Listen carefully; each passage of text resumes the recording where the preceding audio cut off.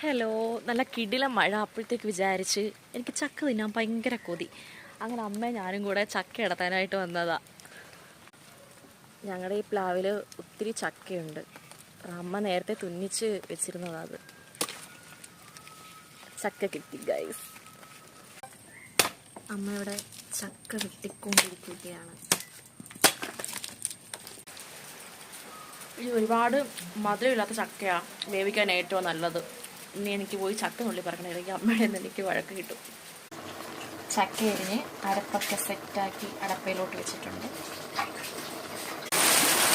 നല്ല കിടിലം മഴയുള്ള സമയത്ത് അങ്ങനെ നമ്മുടെ ചൂട് ചക്ക ഇവിടെ സെറ്റായിട്ടുണ്ട്. മാങ്ങയച്ചാറും മീൻകറിയും ചൂട് ചക്ക വേവിച്ചത്. വട്ടയിലയിൽ നമ്മൾ ഈ ചൂട് ചക്ക കഴിക്കുമ്പോൾ ഒരു പ്രത്യേക ടേസ്റ്റ്. അതിന് നിങ്ങളൊക്കെ കഴിച്ചിട്ടുണ്ടോ? അടിപൊളി.